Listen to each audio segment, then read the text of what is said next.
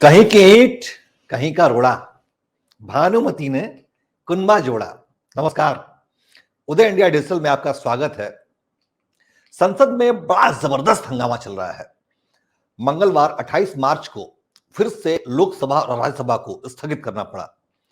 संसद में इन दिनों बजट सत्र का दूसरा चरण चल रहा है, जिसमें राहुल गांधी की सांसदी छीनने पर भयानक हंगामा मचा हुआ है। विपक्ष अडानी मामले की जांच के लिए जेपीसी का गठन बढ़ा हुआ है, जबकि सत्ता पक्ष कैम्ब्रिज में राहुल गांधी के बयान को शर्मनाक बताते हुए माफी की मांग कर रहा है। लेकिन इस दौरान खास बात यह दिखी कि पूरा विपक्ष एकजुट जरूर हो गया है।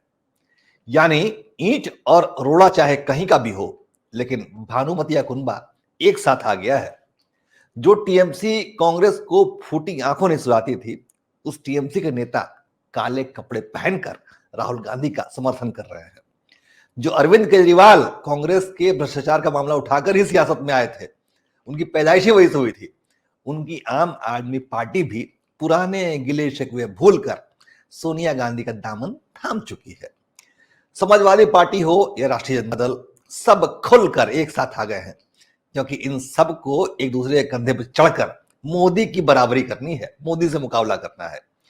दरअसल ये खेमेबंदी जो आप देख रहे हैं, अभी राजनीतिक खेमेबंदी जो है, वो अभी के लिए नहीं है। ये तैयारी है साल 2024 के आम चुनाव की, जिसके लिए सत्ता और प्रतिपक्ष की सेनाएं इकट्ठा हो रही हैं। लेकिन इसमें इस सेनाओं में खास बात यह है कि उद्धव ठाकरे ने कांग्रेस से दूरी बनानी शुरू कर दी है, क्योंकि वो वीर सावरकर पर राहुल गांधी के आरोपों से नाराज है। संसद में जो बवाल चल रहा है, उसकी आशंका बहुत पहले से ही जताई जा रही थी, क्योंकि कैम्ब्रिज में राहुल गांधी ने जब बयानबाजी की, तभी लग गया था कि अब तो हदें पार हो गई हैं। इसीलिए सत्ता पक्ष ने राहुल गांधी पर जबरदस्त हमला करने का मन बना लिया था। और उसके बाद सूरत कोर्ट से राहुल गांधी को मोदी सरनेम वाले मानहानि के केस में सजा भी मिल गई, जिसके बाद लोकसभा सचिवालय ने उनकी संसद सदस्यता छीन ली। लेकिन इन सब के लिए विपक्ष पीएम मोदी को जिम्मेदार ठहरा रहा है। अब जरा आप ही सोचिए कि एक स्वतंत्र और संप्रभु देश में न्यायपालिका पर आरोप लगाया जा रहा है कि वो सत्ता पक्ष के इशारे पर काम कर रहा है, वो भी केवल इसलिए क्योंकि उसने राहुल गांधी की गलत बयानी पर संज्ञान ले लिया। अरे भाई, ये तो अपने आप में ही अदालत की अवमानना का मामला बन जाता है। इस पर तो कोर्ट स्वतः संज्ञान ले सकती है।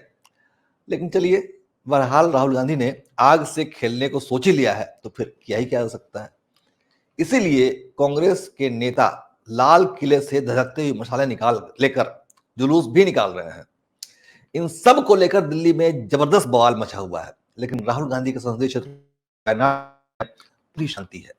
वहां के लोग अपने सांसद पर आई मुसीबत से बेखबर अपने दैनंदिन यानी रूटीन कार्यों में लगे हुए हैं। उधर पीएम मोदी के नेतृत्व में सत्ता पक्ष सदी हुई चालें चल रहा है, जिससे विपक्ष और उलझता हुआ दिखाई दे रहा है। पीएम मोदी ने संसद के पुस्तकालय भवन में बीजेपी संसदीय दल की बैठक में हिस्सा लिया, जिसमें भाजपा अध्यक्ष जेपी नड्डा समेत सभी सांसद और मंत्री शामिल थे। इस बैठक में आगे की रणनीति तय की गई है।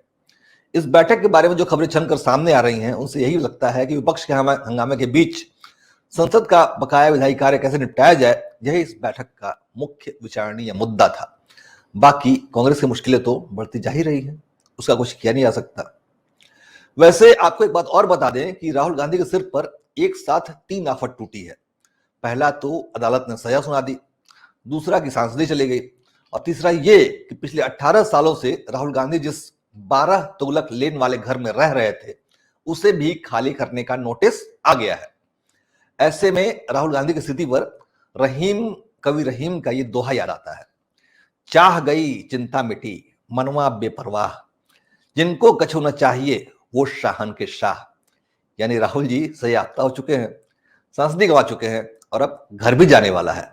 अब वो शाहन के शाह यानी फकीर होने का दावा जरूर कर सकते हैं। राहुल जी, उदय इंडिया की सलाह पर गौर जरूर करिएगा। जय हिंद, जय भारत।